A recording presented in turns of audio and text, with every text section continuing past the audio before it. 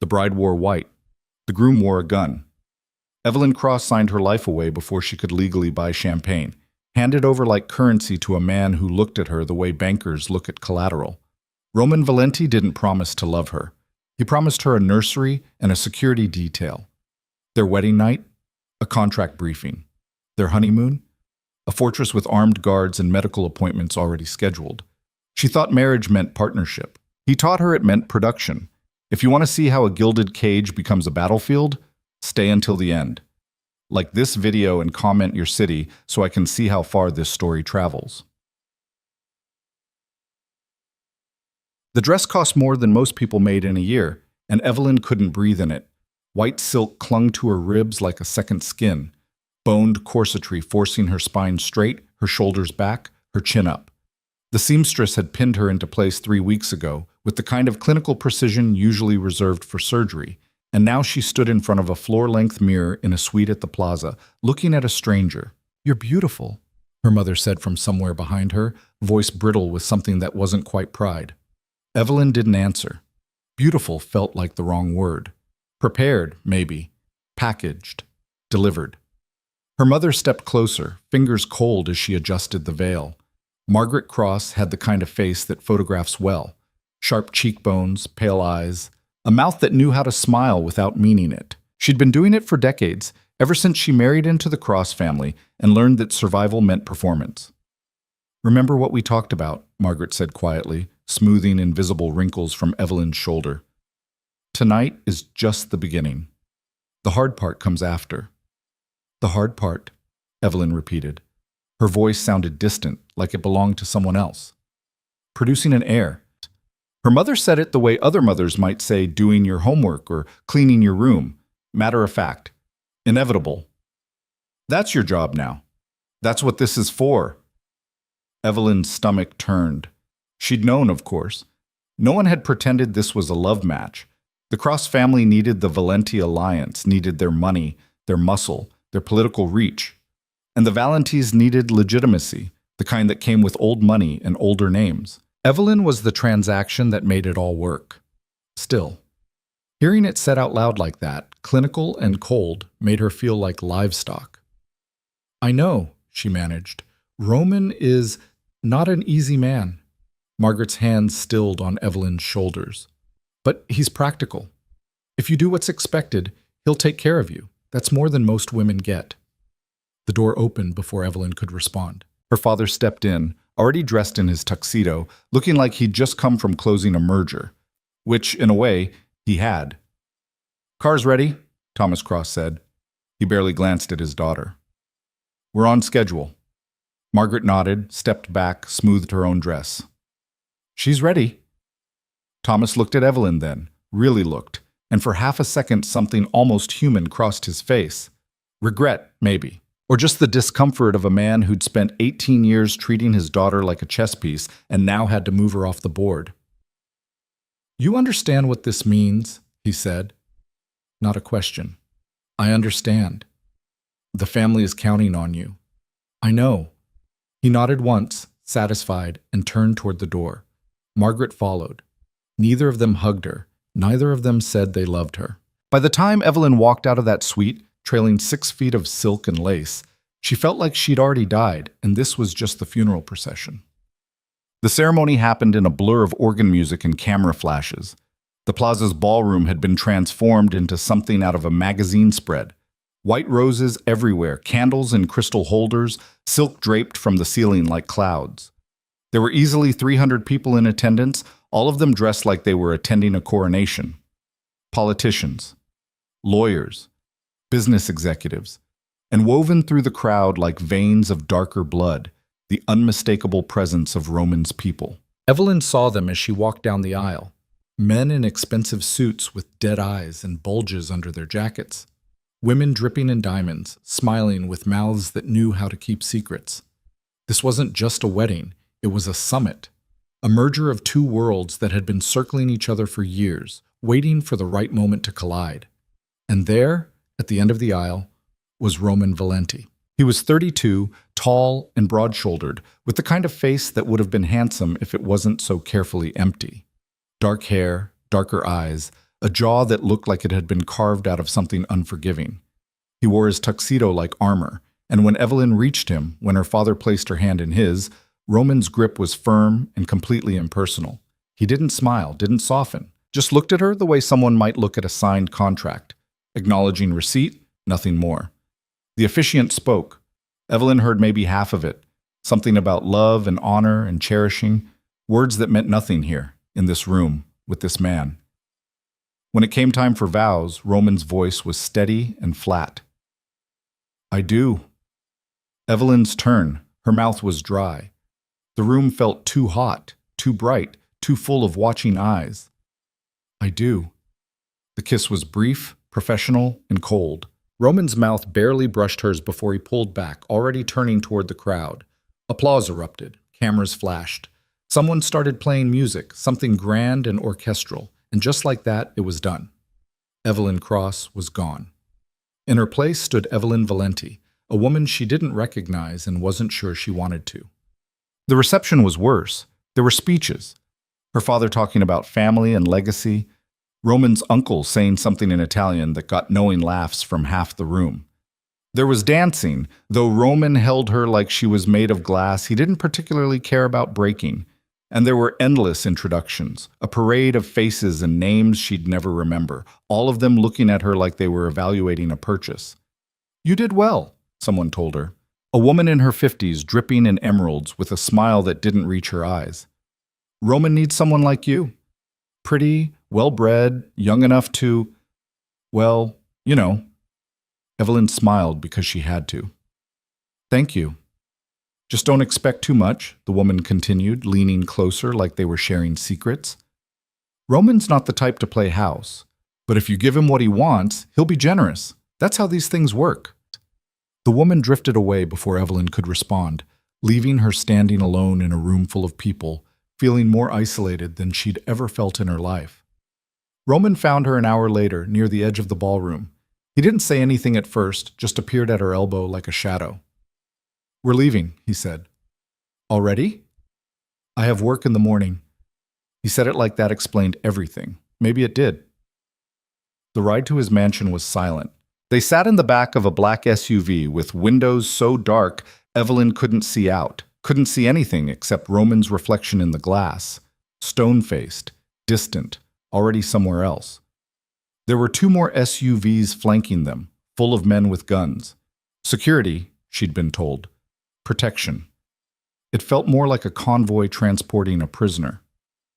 The mansion was in Westchester, far enough from the city to feel like another world. They passed through gates that looked like they could stop a tank, drove up a long tree-lined driveway, and finally stopped in front of a house that could have been called a lot of things: estate, compound, fortress. But home wasn't one of them. It was massive. Stone and glass and sharp angles lit up against the night sky like something out of a Gothic novel. Beautiful in a cold, intimidating way. Evelyn stared up at it as Roman opened her door, offered his hand to help her out. Welcome home, he said. The words were correct, but the tone was all wrong. He made it sound like a statement of fact, not a greeting. Inside was just as imposing. Marble floors, high ceilings, artwork that probably cost more than Evelyn's childhood home. Everything was clean and sharp and expensive, and none of it felt like anyone actually lived there. A housekeeper appeared, older woman, silver hair, kind eyes, and introduced herself as Maria. I'll show you to your room, Maria said gently. Our room, Evelyn corrected automatically, then realized her mistake when she saw Roman's expression. You have your own suite, he said. East wing, 2nd floor. Maria will get you settled.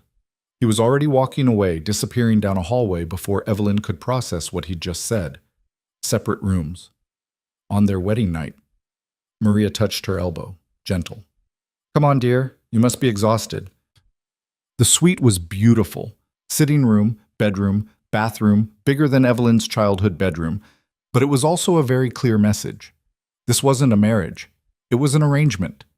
And whatever Evelyn had been hoping for, whatever small, stupid part of her had thought maybe, just maybe, this could be something more than a transaction, died somewhere between the marble staircase and the moment Maria closed the door with a soft, sympathetic click. Evelyn stood in the middle of her new bedroom, still wearing her wedding dress, and felt the full weight of what she'd agreed to settle over her like a shroud. She was 18 years old, she was married to a stranger, and the only thing he wanted from her was something she wasn't sure she knew how to give. Sleep didn't come easy. Evelyn eventually got out of the dress, had to call Maria back to help with the buttons she couldn't reach, and stood under a shower hot enough to burn, trying to wash off the feeling of being watched, evaluated, measured. When she finally crawled into bed, the sheets were expensive and cold, and every sound in the massive house felt magnified. Footsteps in distant hallways, doors closing, the hum of security systems she didn't understand. She must have dozed off eventually because she woke to sunlight streaming through windows she hadn't thought to cover. For a few blissful seconds, she forgot where she was. Then memory crashed back in, and with it came the sick realization that this was her life now. This room, this house, this man who'd already made it clear she was an obligation, not a partner. Maria knocked softly around 8, bringing coffee and what she called breakfast. Fruit, toast, yogurt, arranged on a tray like Evelyn was convalescing from something. Mr. Valenti left for the office an hour ago, Maria said, setting the tray on a side table. He said to tell you to make yourself comfortable. Explore the house. There's a gym, a library, a pool. Whatever you need. When will he be back? Maria's smile was gentle and sad. He works long hours, dear. Don't wait up. And just like that, Evelyn's second day of marriage began the same way her first night had ended. Alone. The house was a maze. Evelyn spent the morning wandering through rooms that all felt like showpieces. A dining room with a table that could seat 20, a library with leather-bound books that looked like they'd never been opened, a gym that was all gleaming equipment and mirrors, empty and waiting. Everything was perfect and cold and unused, like a museum exhibit of how rich people were supposed to live. She found the pool on the ground floor, floor-to-ceiling windows looking out over manicured grounds that stretched to a tree line she couldn't see the end of. There were security cameras everywhere. She'd started noticing them, small and dark in corners, watching, always watching. In the kitchen, she found Maria preparing lunch. "Can I help?" Evelyn asked. Maria looked surprised, then pleased. "You don't have to do that." "I want to. I don't know what else to do." So Maria taught her how to make fresh pasta, the two of them working in comfortable silence while Maria shared small pieces of information like gifts. She'd worked for the Valenti family for 15 years. Roman's father had been a hard man, demanding, violent when he drank. Roman had grown up in this house, learning early that showing weakness was dangerous. "He's not cruel," Maria said carefully, kneading dough with practiced hands. "Just careful. He doesn't let people close." "Did he ever?" Evelyn asked. "Let anyone close?" Maria's hands stilled. "There was a girl once, long time ago. She died." "How?" "Wrong place, wrong time. Roman's world is dangerous, Mrs. Valenti. The people who love him become targets. I think he decided it was safer not to love anyone." The words settled in Evelyn's chest like stones. She'd married a man who'd amputated his own heart to survive, and now she was supposed to what? Live in his house, bear his children, exist in the margins of his carefully controlled life? "He wanted this marriage," Evelyn said. "Why, if he doesn't want—" She couldn't finish the sentence. "He wants an heir," Maria said gently. "Someone to carry on the family, the business. That's different from wanting a wife." "Right." Evelyn's voice came out flat. "Of course." They finished the pasta in silence. Roman came home after midnight.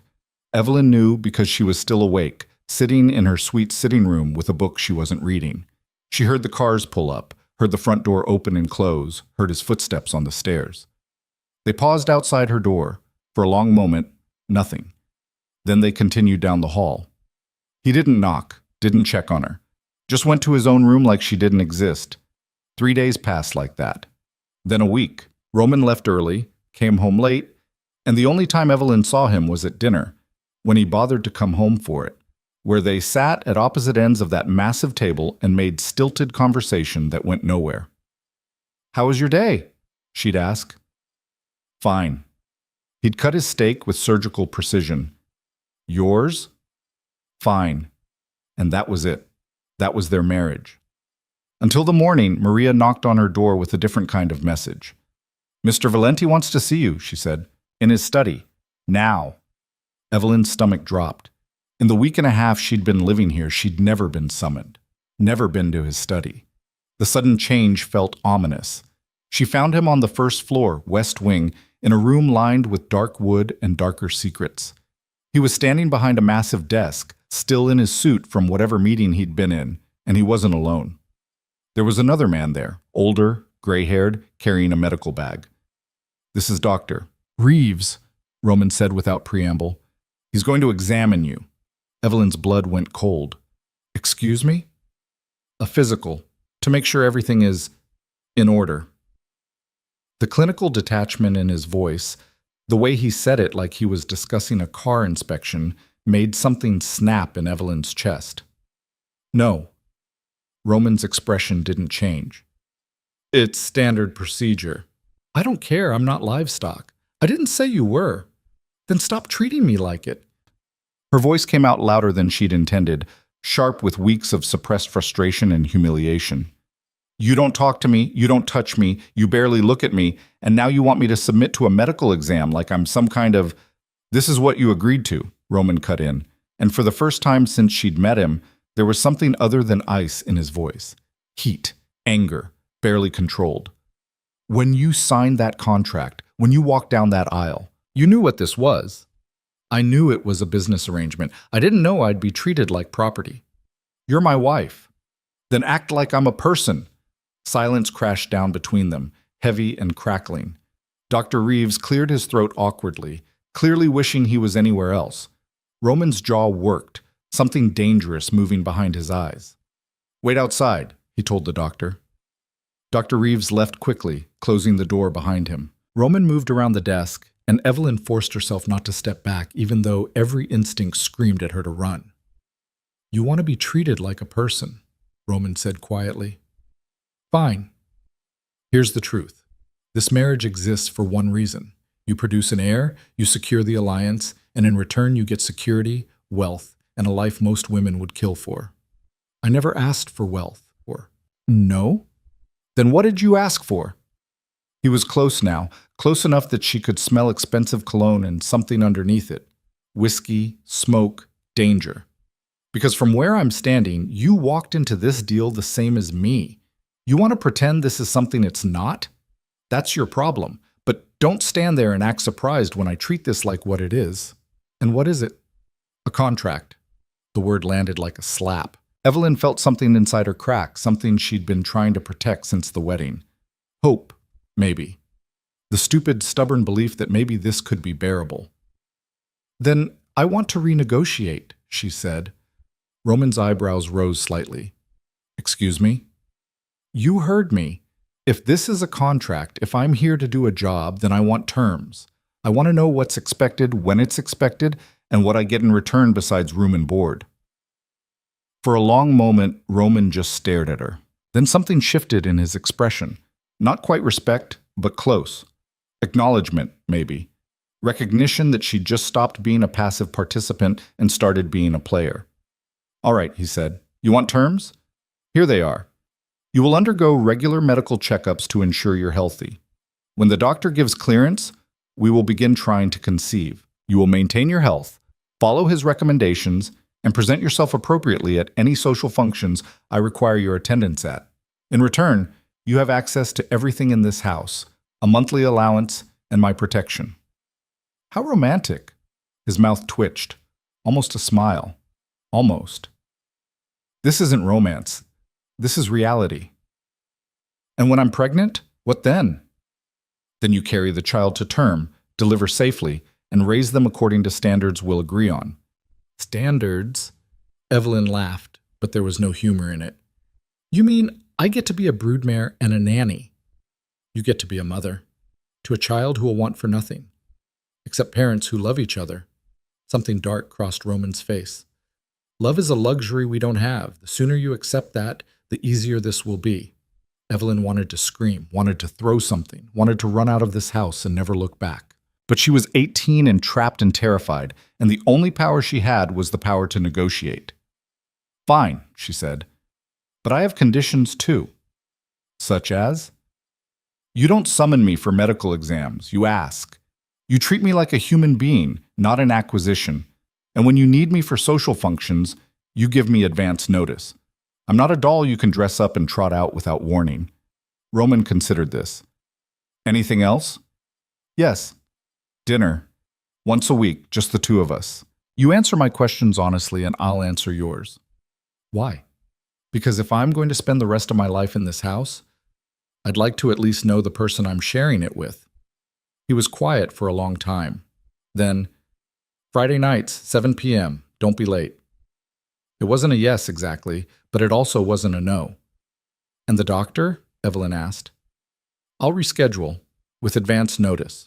The way he said it, dry, almost ironic, made Evelyn realize he might actually have a sense of humor buried under all that ice. Fine. Fine. They stood there 2 feet apart, staring at each other like opponents who'd just agreed to a temporary truce. Then Roman stepped back, returned to his desk, and just like that the conversation was over. Evelyn left before he could dismiss her, closing the study door harder than necessary behind her. Friday came. Evelyn spent the afternoon in her suite, trying to figure out what to wear to dinner with a husband who didn't want her. She settled on something simple, a black dress, heels, hair pulled back. Armor, basically.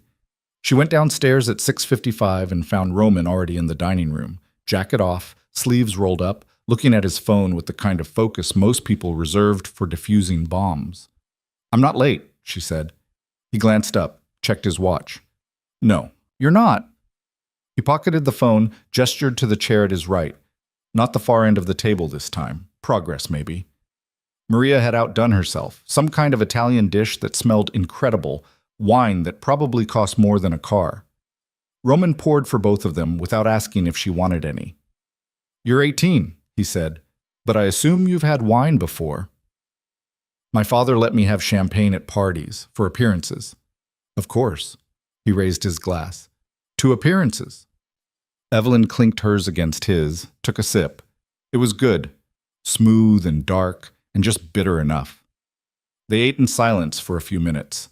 Then Roman surprised her by actually starting a conversation. Maria says you've been helping in the kitchen. Is that against the rules? No, I just didn't expect it.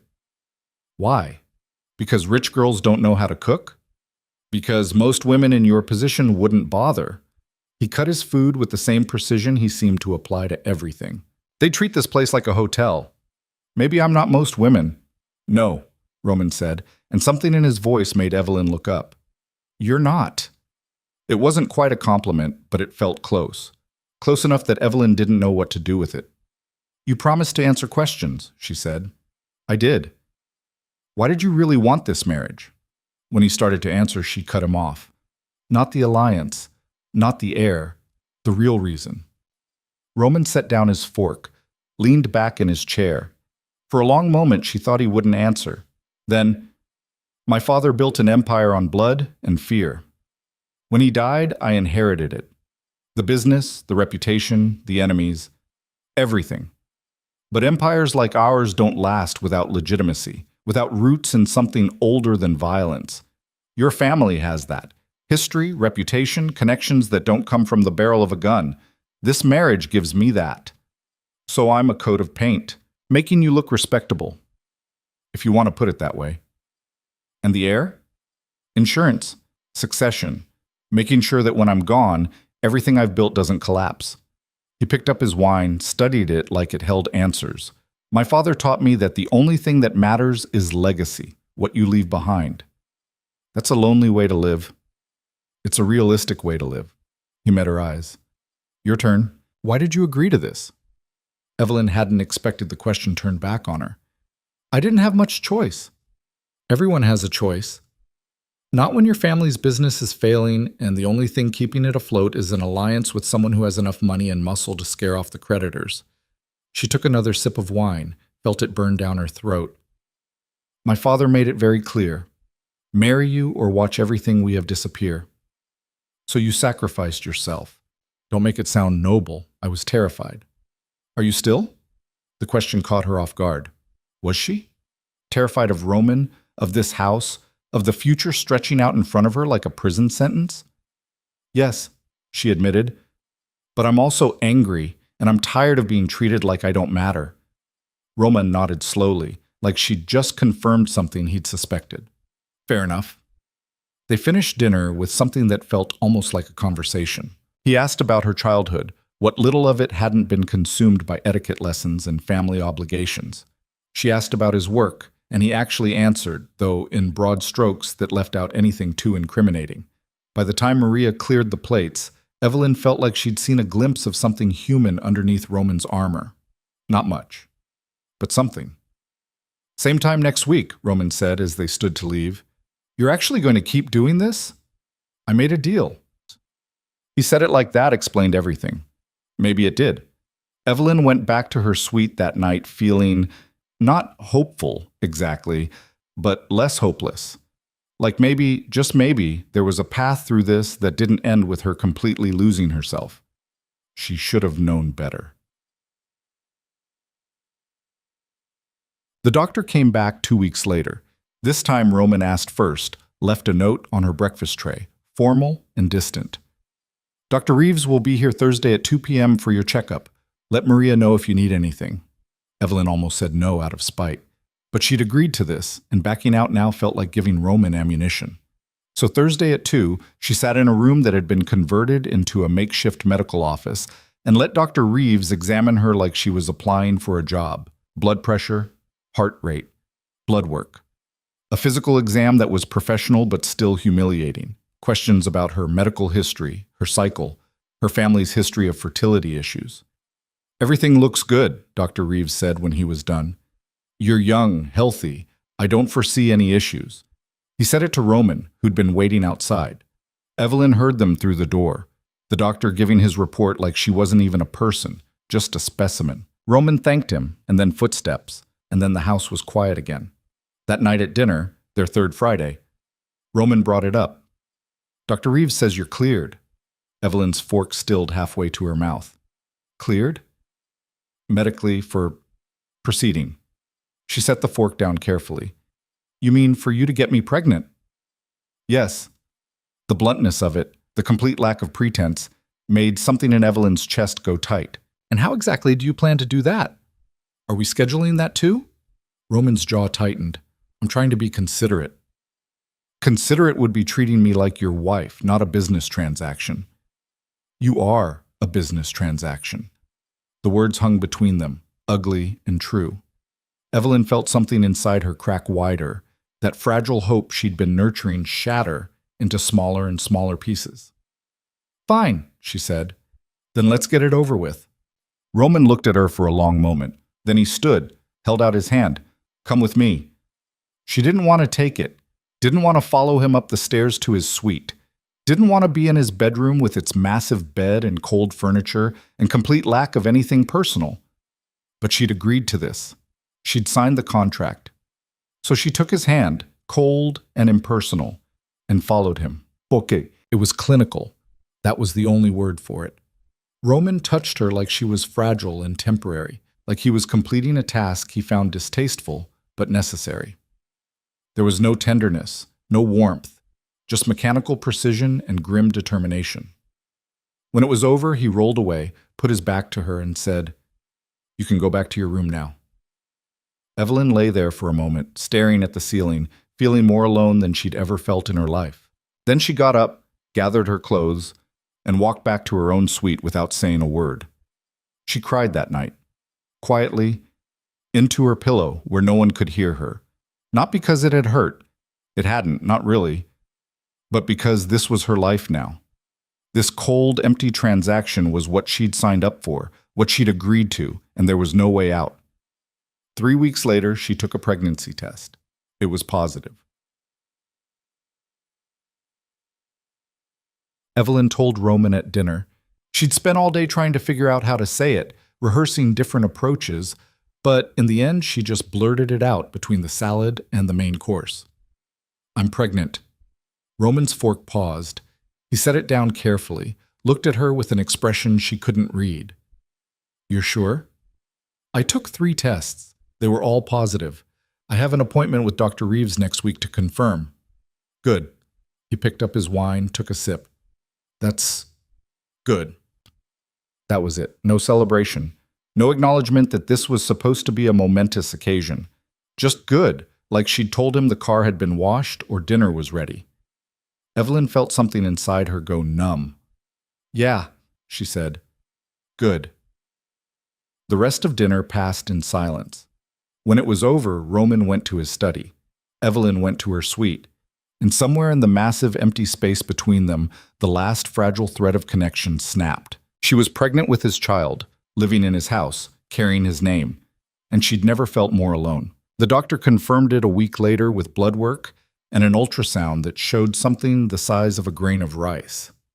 Evelyn stared at the grainy black and white image while Dr. Reeves explained gestational timelines and prenatal vitamins and things she should avoid. Roman stood against the wall, arms crossed, watching the monitor like it was displaying stock prices. Everything looks normal, Dr. Reeves said, but given the importance of this pregnancy, I'd recommend weekly checkups for the first trimester, just to be safe.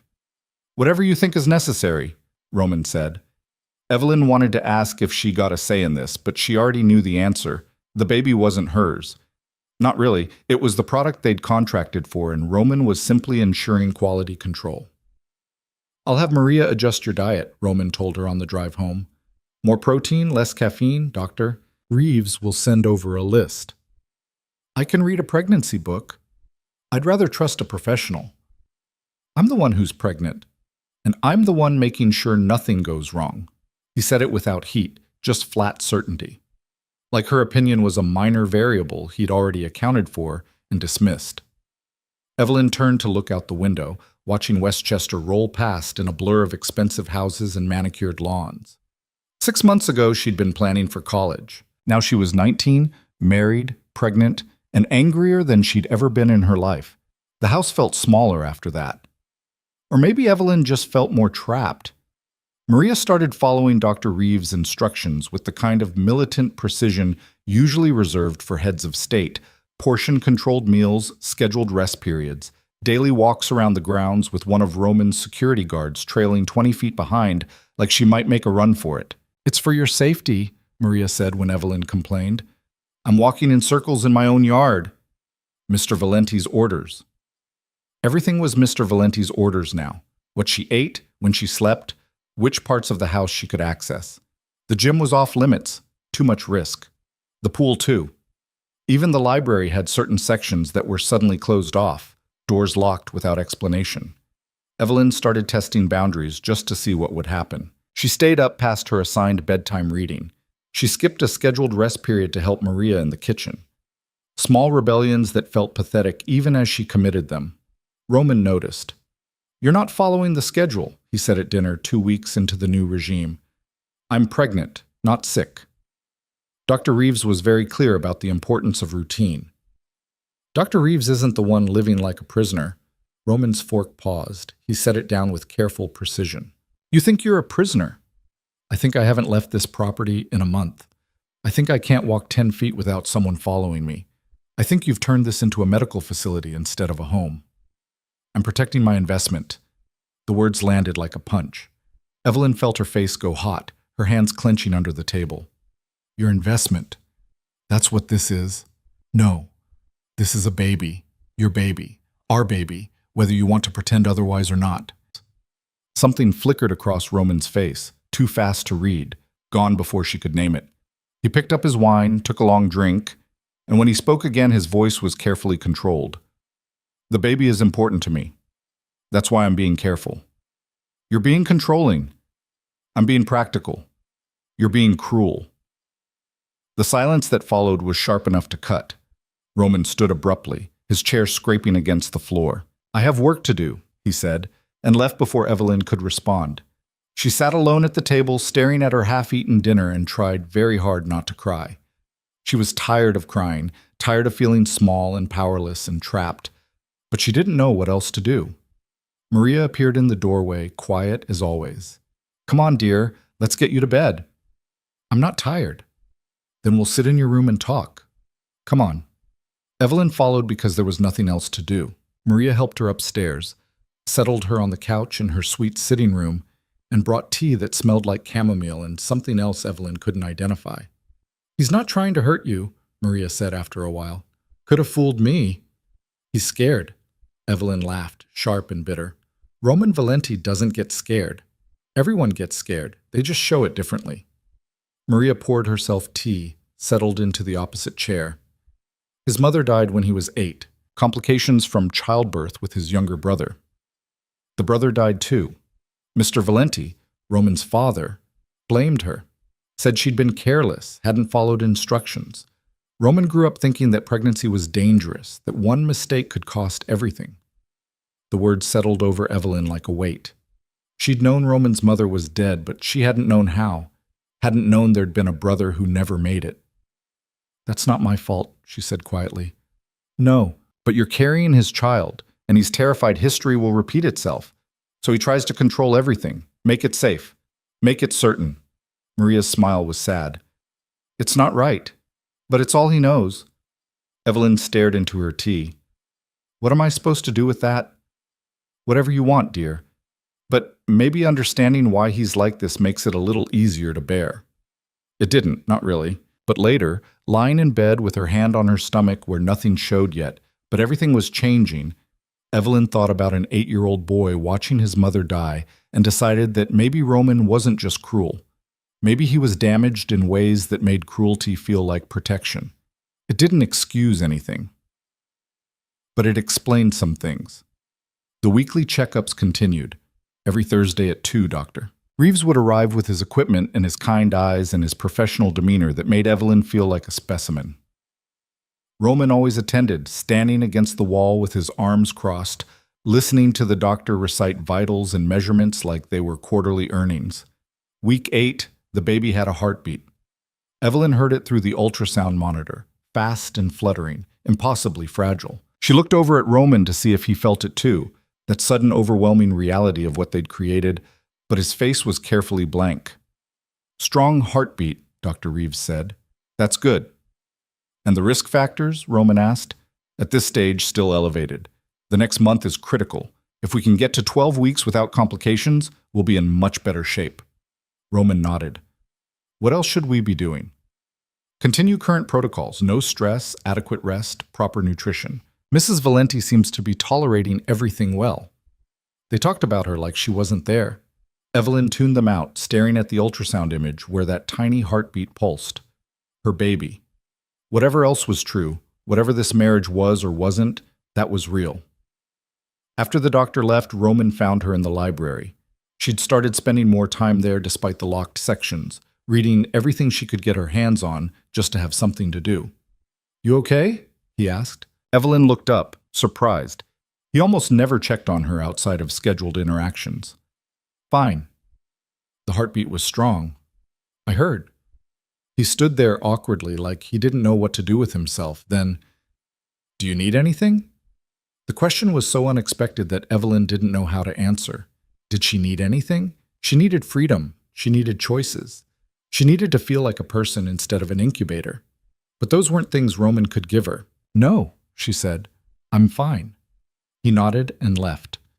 Evelyn went back to her book and tried not to think about the fact that hearing their baby's heartbeat together should have been a moment they shared, not something that happened in separate silences. Week 10, morning sickness hit like a freight train. Evelyn spent 3 days barely able to keep water down, and Maria hovered like a worried hen while Dr. Reeves prescribed anti-nausea medication and bland foods and more rest. Roman appeared in her suite on the 3rd day, still in his suit from work, looking uncomfortable and out of place. "Maria says you're not eating." Evelyn was curled on her bathroom floor, too exhausted to move. "I'm trying." "Dr. Reeves says—" "I don't care what Dr. Reeves says. I'm doing my best." He crouched beside her, and for the first time since their wedding night, Roman touched her without clinical detachment. His hand settled on her shoulder, warm and solid. "What can I do?" he asked. The question was so simple and so impossible that Evelyn almost laughed. Unless you can take over being pregnant, nothing. There has to be something. There isn't. This is just how it works. He stayed there for a moment, hand still on her shoulder, and Evelyn felt something shift. Not much, but something. Like maybe beneath all the control and distance, there was a person who actually gave a damn whether she was suffering. "I'll have Maria bring ginger tea," he said finally. "My mother used to swear by it." It was the first time he'd mentioned his mother voluntarily. Evelyn looked up at him, saw something raw in his expression before he shuddered it away. "Okay," she said. "Thank you." He nodded and left, and 10 minutes later Maria appeared with tea that actually helped. Evelyn sipped it slowly, tasting ginger and honey, and something that felt almost like care. The sickness passed eventually, replaced by a bone-deep exhaustion that made even reading feel like too much effort. Evelyn slept more than she'd ever slept in her life, and when she was awake, she felt like she was moving through water. "It's normal," Dr. Reeves assured her. "First trimester fatigue. It should ease up in a few weeks." It did, slowly. By week 12, Evelyn felt almost human again. The baby was the size of a plum now, and her body was starting to change in small ways. Her jeans didn't quite fit right. Her breasts were tender. She couldn't stomach coffee anymore, even though she'd been allowed 1 cup a day. Roman noticed. "You're showing," he said at dinner one Friday. Evelyn looked down. She'd changed into looser clothes, but yeah, there was a small swell where there hadn't been before. "Little bit. We should schedule a shopping trip. You'll need new clothes." "I can order online." "It would be good for you to get out of the house." That made her look up. In 3 months, Roman had never once suggested she leave the property. "Are you serious? Dr. Reeves says gentle activity is fine now that you're past the first trimester, and you've been complaining about feeling trapped." He said it like it was a logical conclusion, not a concession. "Maria can go with you.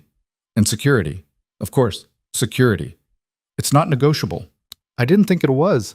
But despite the armed guards and the restrictions, the idea of leaving, of seeing something other than these walls, made Evelyn feel lighter than she had in months. They went the following week. Maria, Evelyn, and 2 security guards who tried very hard to look like they weren't carrying guns. The shops Maria took her to were the kind where they served champagne and everything cost more than Evelyn's childhood clothing budget for a year, but she didn't care. She was outside, she was moving, she was somewhere that wasn't the mansion. "This one," Maria said, holding up a dress. "With your coloring, it'll be beautiful." Evelyn tried it on, soft blue fabric that draped over her changing body without clinging, and for the first time in months she looked in a mirror and didn't see a prisoner. She saw a young woman, pregnant, yes, but also alive. Still here, still herself. "We'll take it," Maria told the saleswoman, "and the green one, and the gray." They bought 6 dresses, new jeans with elastic waistbands, soft sweaters that wouldn't irritate her sensitive skin. On the way home, they stopped for lunch at a cafe, and Evelyn ate pasta and salad while Maria told stories about raising her own children, back before she came to work for the Valentis. "Do you miss it?" Evelyn asked. "Your family?" "Every day.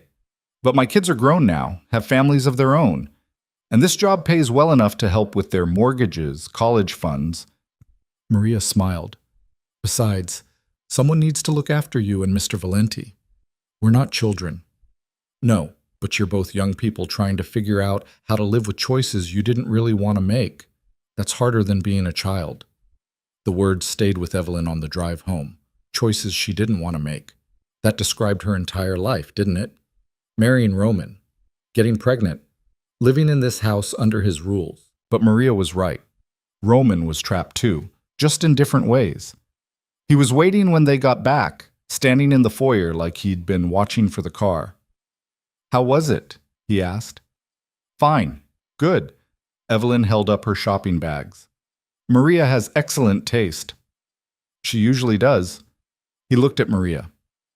"Thank you for going with her." "Of course, Mr. Valenti." After Maria left, Roman turned to Evelyn. "I need to go out of town next week. Business in Chicago. I'll be gone 3 days." "Okay." "Dr. Reeves will still do your checkup Thursday, and security will remain in place." I assumed. He nodded, started to turn away, then stopped. "If you need anything while I'm gone, call me. Maria has my direct number." It was the closest he'd come to expressing actual concern for her well-being. Evelyn didn't know what to do with it. "I'll be fine," she said. "I know, but call anyway, if you need to." He left for Chicago on Monday. The house felt different without him, quieter, but also less tense. Evelyn spent the first day enjoying the absence of his watchful presence, the freedom to move through rooms without feeling monitored. By the second day, she felt restless. She'd gotten used to their Friday dinners, to the strange rhythm they'd developed. Without Roman there, the routine felt broken.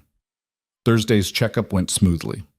Week 14 now, the baby measuring right on track. Doctor. Reeves let her hear the heartbeat again, still fast, still strong, and for the first time Evelyn felt it kick. Just a flutter, barely there, but unmistakable. "Did you feel that?" she asked the doctor. "Not yet, but you will more and more now. Your baby's getting active." That night, alone in her suite, Evelyn lay with her hand on her stomach and waited for it to happen again. When it did, that tiny butterfly movement, she started crying and couldn't stop. Happy tears, sad tears, confused tears, all mixed together. She was going to be a mother. This was real. This was happening. She called Roman without thinking about it. He answered on the second ring. "What's wrong?" "Nothing. Nothing's wrong. The baby kicked today. During the checkup, I felt it." Silence on the other end. Then, "That's good. That's normal, right?" "Yeah, Dr. Reeves said it's normal. It felt real for the first time." More silence. Evelyn almost hung up, embarrassed that she'd called him for something so small. "I'm glad you told me," Roman said finally. "Thank you." "You're welcome. I'll be home tomorrow evening. We can talk about it more then." He hung up before she could respond, but Evelyn didn't mind. For the first time since this whole thing started, they'd had a conversation that felt almost normal.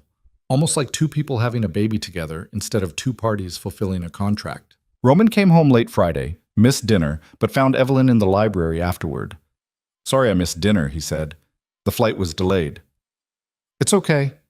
He sat in the chair across from her, still in his travel clothes, looking tired in a way she'd never seen before. "Tell me about the kick." So she did. Described the fluttering sensation, the way it had caught her off guard, how strange and wonderful and terrifying it felt all at once. Roman listened without interrupting, and when she finished, he was quiet for a long moment. "My mother used to say that was her favorite part," he said, feeling us move. "She said it made everything real. Maria told me about her. I'm sorry. It was a long time ago. Doesn't mean it doesn't hurt." He looked at her then, really looked, and Evelyn saw something in his expression that looked almost like gratitude. "No, it doesn't." They sat in comfortable silence for a while. Then Roman stood, offered his hand. "Come with me. I want to show you something." Evelyn followed him upstairs, past her suite, past his, to a wing of the house she'd never been in before. He unlocked a door, one of the ones that had always been closed, and led her into a room that took her breath away. It was a nursery. Not finished, but clearly in progress. Pale yellow walls, hardwood floors, a window overlooking the grounds. There was a crib already assembled in one corner, a changing table against another wall, boxes of supplies stacked neatly. "When did you do this?" Evelyn asked. "I've been working on it the past month. Wanted to have it ready." "It's beautiful." "It's not done. I didn't know what colors you'd want or how you wanted it decorated. I thought we could decide together." The offer was so unexpected, so far outside the carefully controlled parameters of their relationship, that Evelyn felt tears prick her eyes again. "You want my input? It's your baby too." The words were simple, but they meant everything. Evelyn walked around the room, trailing her fingers over furniture and imagining what it would look like finished. A baby in that crib. A life starting here, in this room, in this house, that was slowly starting to feel less like a prison. "Yellow is good," she said. "We could do white furniture, maybe some gray accents. Nothing too dark. I'll have the decorator come next week. You can work with her directly." "Really? Really?" Roman leaned against the doorframe, watching her. "I know I've been difficult, controlling. I'm trying to do better." "Why?" "Because Maria's right. You're not just carrying my baby. You're my wife, and I've been treating you like you're neither." He ran a hand through his hair, frustrated. "I don't know how to do this, the marriage part, the partnership part, but I'm trying." Evelyn wanted to believe him, wanted to think that maybe, finally, they were turning a corner, but she'd been disappointed too many times to trust easily. "Trying is good," she said carefully, "but I need more than trying. I need you to actually let me in. Stop treating me like something fragile that might break if you get too close." "What if you do break?" "Then I break, but at least I'll have lived first." Roman nodded slowly, like he was processing something difficult. Then he pushed off the doorframe, crossed the room to where she stood. "Okay," he said. "No more locked doors, no more secrets. You want in? You're in. Even the dangerous parts? Especially those." It felt like a promise, or maybe a threat. With Roman, it was hard to tell the difference. But standing there in the unfinished nursery with his hand extended and something almost like hope in his eyes, Evelyn decided to take the risk. She took his hand. The decorator arrived Tuesday morning with fabric swatches and paint samples and enough enthusiasm to power a small city. Her name was Patricia. She was probably 50, and she treated the nursery like it was the Sistine Chapel. "We want it warm but not overwhelming," she said, spreading samples across the floor. "Gender-neutral works beautifully with yellows and grays. We can add pops of color with artwork, maybe some nature themes. Animals are always lovely."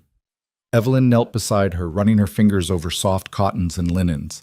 For the first time since moving into this house, someone was asking her opinion about something that mattered. "I like this one," she said, holding up a fabric with tiny elephants printed on cream-colored background. "Is it too childish?" "It's a nursery, dear. Childish is the point." Patricia smiled. "And elephants are perfect. They represent wisdom, family bonds, protection." They spent 3 hours going through options. Roman appeared halfway through, still in his work clothes, and instead of just observing like Evelyn expected, he sat down and actually participated. "Not that green," he said when Patricia held up a sample. "Too dark." "What about this sage?" Patricia countered. "Better. What do you think?" He directed the question to Evelyn. "I like it. With the gray and cream, it'll be soft." They settled on a palette. Butter yellow walls, white furniture, sage green and gray accents, warm wood floors. Patricia took notes, promised samples would arrive by Friday, and left with the kind of energy that made Evelyn tired just watching. "She's intense," Evelyn said when the door closed behind her. "She's the best. Designed half the houses in Westchester." Roman loosened his tie, looking more relaxed than she'd seen him in weeks. "You did good. The room's going to look great." "We did good. You picked the sage." "Yeah, well, teamwork."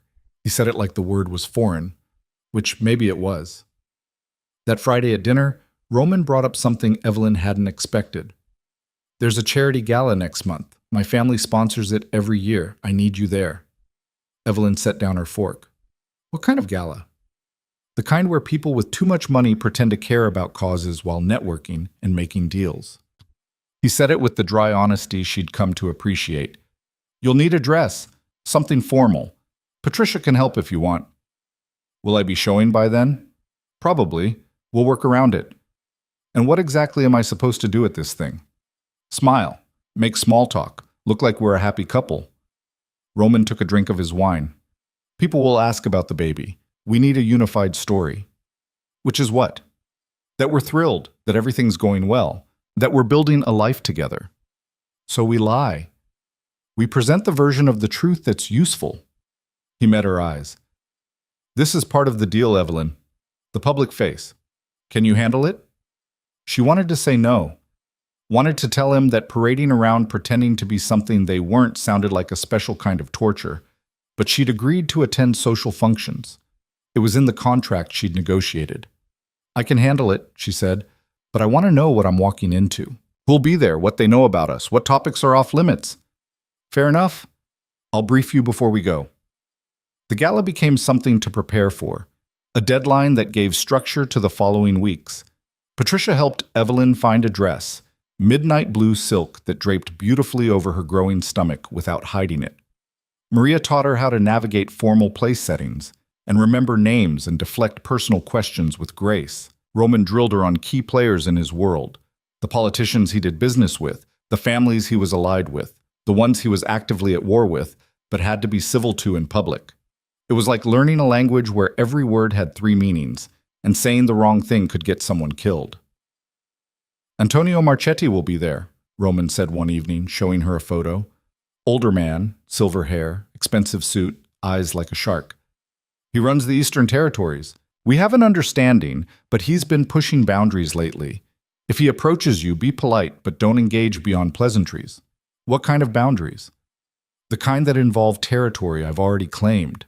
Roman's jaw tightened. He's testing me, seeing if the marriage made me soft. Did it? No, but he doesn't know that yet. Evelyn studied the photo. What happens if he pushes too hard? Then I push back harder. The casual way he said it, like violence was just another business strategy, reminded Evelyn exactly what world she'd married into. Roman wasn't just wealthy, he was dangerous. And the people at this gala would be too. I'm scared, she admitted. Good. Fear keeps you careful. Roman took the photo back. But you'll be fine. Just stay close to me, don't wander off, and trust your instincts. Someone feels wrong, you tell me. Week 18, the baby started kicking regularly. Strong enough now that Roman could feel it if he put his hand on her stomach, which he did one night after dinner with an expression that looked almost vulnerable. That's weird, he said when the baby kicked against his palm. Weird good or weird bad?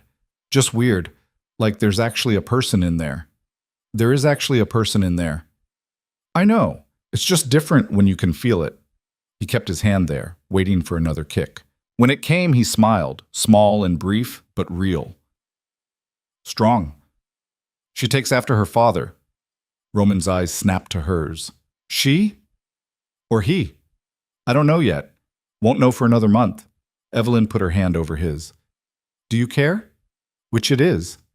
Healthy, that's all I care about. But the way he said she afterward, testing the word out, made Evelyn think he'd already decided in his head what they were having. The nursery was coming together beautifully. Painters finished the walls, Patricia installed curtains and brought in furniture, and slowly the empty room became something real. A white crib with a mobile of elephants and stars, a rocking chair by the window, a bookshelf already filling with children's books Roman kept appearing with, like he couldn't help himself. Where are you getting these? Evelyn asked, finding 3 new board books on the changing table. Bookstore in the city. They have a whole section. You went to a bookstore? You? I can read, Evelyn. I know, She picked up one of the books, something about a bear and the moon. You hate shopping. I don't hate it, I just don't usually have a reason. He took the book from her, opened it to show watercolor illustrations. This one's good. I read it in the store. Kids seem to like it. The image of Roman Valenti standing in a children's bookstore reading picture books was so incongruous that Evelyn almost laughed. But there was something sweet about it too, something that made her chest feel tight. Thank you, she said, for doing this, for trying. I'm not just trying, I'm succeeding. He said it with the same confidence he brought to business deals, and maybe that was the problem. Roman didn't know how to do anything halfway. The night of the gala arrived faster than Evelyn wanted. She spent hours getting ready with Maria's help, wrestling her hair into something elegant, applying makeup that made her look older and more polished than she felt. The dress fit perfectly, showing her pregnancy without apologizing for it. Roman knocked at 7 sharp, already in his tuxedo. He stopped in the doorway when he saw her. You look good, he said. Just good? Beautiful. You look beautiful. He said it like he was admitting something difficult. Ready? No, but let's go anyway. The gala was at a hotel in Manhattan, the kind of place where the chandelier in the lobby probably cost more than most houses. Roman kept his hand on her lower back as they entered, a possessive gesture that looked affectionate but felt more like a leash. The ballroom was packed with exactly the kind of people Roman had described, wealthy, polished, and watching each other like predators at a watering hole. Evelyn recognized some faces from the wedding. Most were strangers who looked at her with barely concealed curiosity. Roman, a woman purred, appearing at his elbow in a dress that cost more than a car. You brought your bride, how lovely. Catherine, Roman's voice was polite and cold. Evelyn, this is Catherine D'Angelo. Her husband runs shipping on the West Coast. Congratulations on the baby, Catherine said, eyes dropping to Evelyn's stomach with the kind of assessment that felt invasive. How far along? 18 weeks. And feeling well? Very well, thank you. Good, good. Catherine's smile didn't reach her eyes. Pregnancy suits you. You're glowing. It was the kind of compliment that felt like an insult. Evelyn smiled anyway. That's kind of you to say. Catherine drifted away, and Roman leaned close to murmur. First test passed. She's a viper, but mostly harmless. Mostly? Her husband's an idiot who likes to gamble more than he should. She's the one actually running things, and she's always looking for advantages. Don't tell her anything real. The evening continued like that. A parade of introductions. Each one a small performance where Evelyn had to smile and deflect and pretend she belonged in this world. Roman stayed close, his hand never leaving her back, steering her through conversations with the kind of subtle control that looked protective but felt suffocating. Antonio Marchetti appeared an hour in. He was exactly like his photo, polished, dangerous, smiling like he'd already won whatever game they were playing. Roman, congratulations are in order, I hear. His eyes slid to Evelyn. And this must be the lovely bride, Antonio Marchetti. A pleasure. He took her hand, kissed it in a gesture that should have been courtly but felt predatory.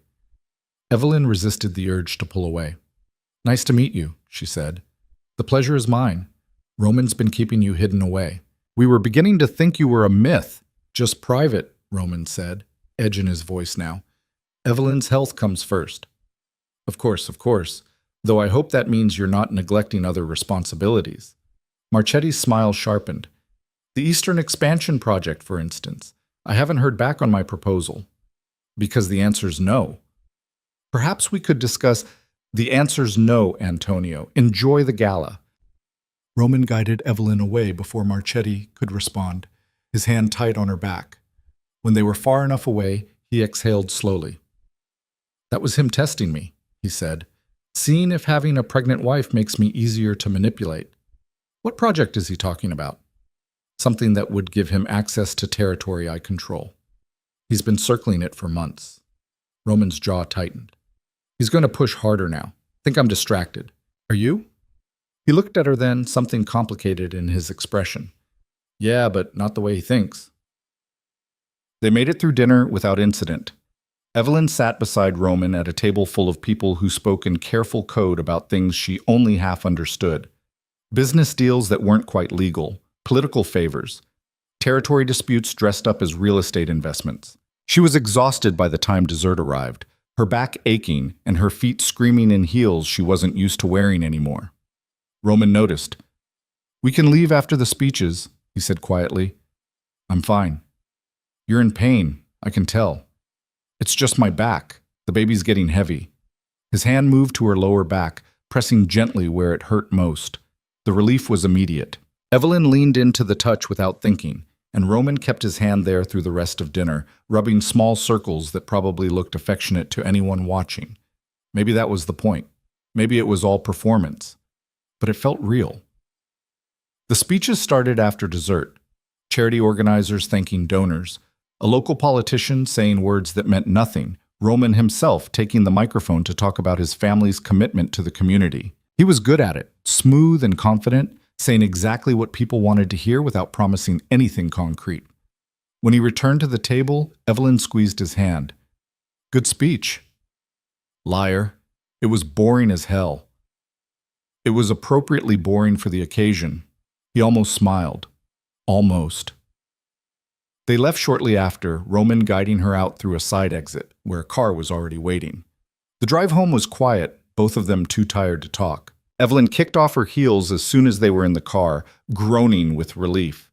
Never again, she muttered. You did well tonight. Better than I expected. Should I be insulted by that? It was a compliment. Those people are sharks. You held your own. Evelyn leaned her head against the window, watching the city blur past. Marchetti scared me. Good instincts. He's dangerous. More dangerous than you? Roman was quiet for a moment. Different kind of dangerous. I have lines I won't cross. He doesn't. What lines? The ones that matter. It wasn't really an answer, but Evelyn was too tired to push. When they got home, she went straight to her suite and changed into comfortable clothes. She was about to get into bed when someone knocked.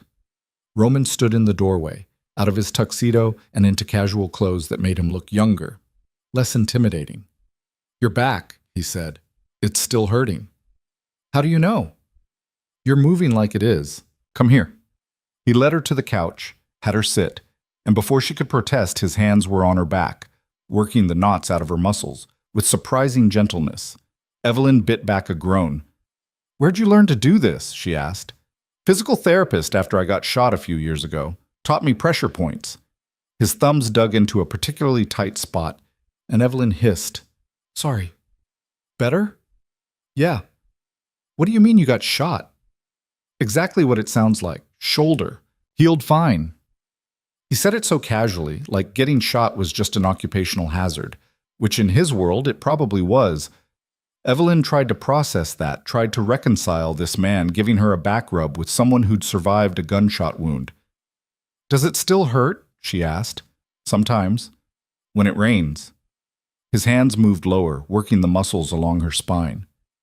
"You did good tonight. Meant to say that earlier." "You did say it. I meant to say it better. You were perfect. Exactly what I needed." The words should have felt transactional, should have reminded her that this was all performance, that she was playing a role. But the way Roman said it, quiet and honest, made it feel like more. "Thank you," she said. He finished the massage in silence, then stood. "Get some sleep. You're exhausted." "Roman?" "Yeah?" "Thanks. For tonight. For staying close. I know it was work, but it wasn't just work." He said it quickly, like the admission cost him something. "Get some rest." He left before she could respond, and Evelyn sat there alone trying to figure out what had just happened. They'd gone to a gala. They'd played their parts. But somewhere in there, something had shifted. She could feel it, but couldn't name it. The next morning, Maria brought breakfast with news. "Mr. Valenti left early for the office, but wanted me to tell you he'll be home for dinner. And this came for you." She handed Evelyn a small box. Inside was a bracelet, delicate gold chain with a tiny elephant charm. The note was brief. "Saw this yesterday. Thought you'd like it." For Evelyn turned the bracelet over in her hands, something warm spreading through her chest. He'd been thinking about her, had seen something and bought it just because. It was such a small thing, but it felt enormous. She put it on and didn't take it off. Week 19, they found out the sex of the baby. Evelyn hadn't planned to find out, had thought maybe the surprise would be nice. But Roman asked her to reconsider during one of their dinners. "I want to know," he said. "I want to be able to picture it. Her, him, whatever." "You think it's a girl?" "I don't think anything. I just want to know."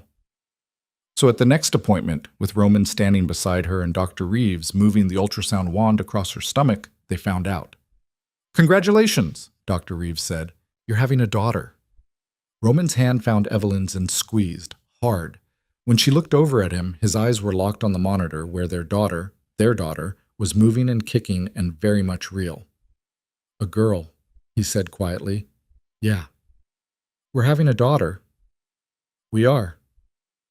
On the drive home, Roman was quiet in a way that felt different from his usual silence, thoughtful instead of distant. When they pulled through the gates, he didn't get out immediately. "My father wanted boys," he said. "Thought girls were liabilities, weaknesses someone could exploit. And you?" "I think anyone who sees a daughter as a weakness is an idiot." He looked at her. "She's going to be strong, like you." "I'm not that strong." "You survived me. That counts." It was maybe the closest Roman had come to acknowledging that their marriage had been hard, that he'd made it hard. Evelyn didn't know what to say to that. "She's going to need a name," she said instead. "Yeah, we should figure that out." They spent the next week throwing ideas back and forth. Roman kept suggesting Italian names that Evelyn couldn't pronounce. Evelyn suggested classic names Roman called boring. They argued about it the way other couples probably argued about paint colors or vacation destinations. It felt almost normal. "What about Elena?" Roman suggested at dinner Friday. "Too close to Evelyn." "Sophia?" "Every third girl is named Sophia." "Isabella?" "Better, but still Italian. She's half Italian. She's also half not." Evelyn took a bite of her pasta. "What about Grace?" "Too simple." "Charlotte?" "Too British." They went around like that for an hour, getting nowhere, until Maria appeared with dessert and settled the whole thing. "What about Juliet?" she said. "Classic, but not common. Works in both English and Italian, and it means youthful, which seems appropriate." Roman and Evelyn looked at each other. "Juliet," Evelyn said, testing it. "Juliet Valenti." "I like it," Roman said. "What do you think?" "I think Maria just solved our argument. Juliet it is, then." Having a name made it more real somehow, made Juliet feel less like a concept and more like a person they'd soon meet. Roman started calling Evelyn's stomach Juliet, which should have been weird but was actually kind of sweet. "How's Juliet today?" he'd ask. "Active. She kicked me awake at 3 a.m. That's my girl. Already causing trouble." He was smiling more now. Small smiles. Rare, but they were there. And he touched Evelyn more. Hand on her back, helping her up from chairs, putting his palm on her stomach to feel Juliet kick. Nothing romantic, but not entirely clinical either. They were building something. Not love, maybe. Not yet. But something that felt like it could become a foundation. Then Marchetti showed up at the house uninvited on a Tuesday afternoon, and everything went to hell. Evelyn was in the library when she heard raised voices from Roman's study. She shouldn't have gone to investigate, should have stayed where she was and pretended not to notice. But curiosity and something like concern pulled her down the hallway. "Disrespectful, Antonio. Coming to my home without an invitation. I was in the neighborhood, thought we could talk privately. We have nothing to talk about."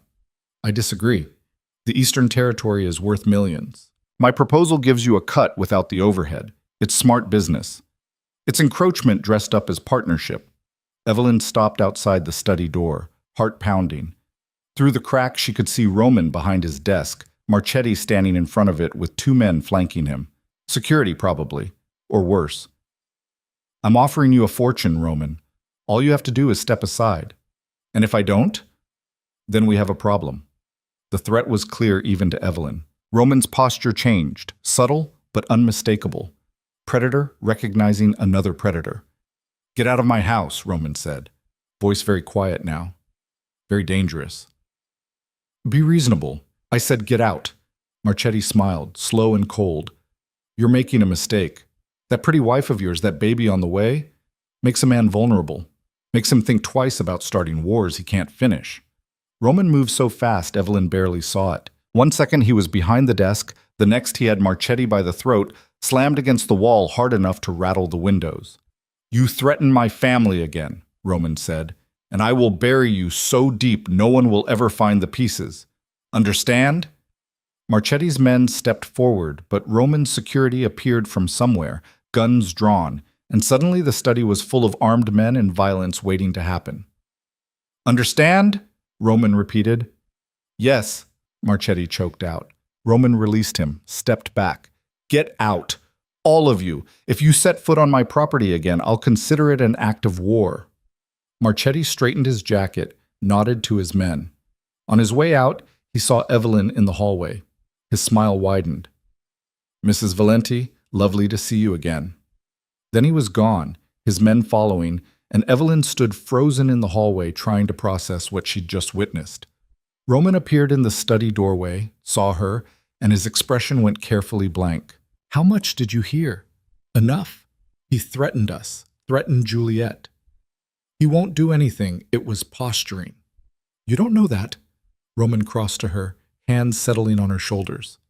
"Yes, I do. Marchetti talks big, but he's smart enough to know that actually following through would start a war he can't win. This was him testing boundaries. And if he tests them again, then I push back harder. But you're safe, Evelyn. I promise." She wanted to believe him, wanted to think that his confidence wasn't just arrogance, that he actually could protect them from men like Marchetti. But standing there with adrenaline still spiking through her system and Juliet kicking inside her like she could sense her mother's fear, Evelyn realized something terrifying. She cared about Roman, not just about the life they were building or the daughter they were having, but about him. And in his world, caring about someone made them a target. "I'm scared," she whispered. "I know, but I've got you. Both of you. Nothing's going to happen." He pulled her into a hug, the first real embrace they'd shared since their wedding, and Evelyn let herself lean into it. let herself take comfort from this man who was dangerous and damaged and trying so hard to be something other than what his father made him. "Promise me," she said against his chest. "I promise." She didn't know if he could keep that promise. Didn't know if anyone could, in his world. But right now, standing in his arms with their daughter moving between them, Evelyn chose to believe him anyway. Security doubled after Marchetti's visit. Roman didn't ask, just informed Evelyn over breakfast that there would be additional guards on the property and new protocols she needed to follow. "I can't leave the house without 2 guards minimum," he said. "Neither can you. No exceptions." "For how long?" "Until Marchetti backs off or I deal with him permanently." The way he said permanently made Evelyn's stomach twist. "What does that mean?" "It means I'm handling it. You don't need to worry about the details." "You just told me no more secrets." Roman set down his coffee, jaw tight. "This isn't a secret. It's me protecting you from parts of my business you don't need to be involved in." "Except I am involved. He threatened our daughter." "Which is why I'm handling it." They stared at each other across the breakfast table, and Evelyn felt the fragile trust they'd been building start to crack. Roman was shutting her out again, making decisions without her, treating her like she was too delicate to handle reality. "I'm not a child," she said. "I never said you were." "Then stop treating me like one. If we're in danger, I deserve to know what's happening." Roman stood abruptly, the chair scraping against the floor. "What's happening is I have a rival who's getting bold, and I need to remind him why that's a bad idea. That's all you need to know." He left before Evelyn could respond, and she sat there alone, feeling the weight of his world pressing down on her. This was what she'd signed up for, wasn't it? Marrying a man whose business involved threats and violence and decisions she'd never be allowed to be part of. Maria found her still sitting there 20 minutes later. "He's scared," Maria said gently. "He has a funny way of showing it." Men like Mr. Valenti don't know how to be scared without being angry. It's safer. Maria poured fresh coffee. When he was young and his mother died, his father beat him for crying, said tears were weakness. Roman learned to turn fear into something else. That's not an excuse. No, but it's an explanation. Maria squeezed her shoulder. Give him time. He's learning. But time felt like a luxury they didn't have.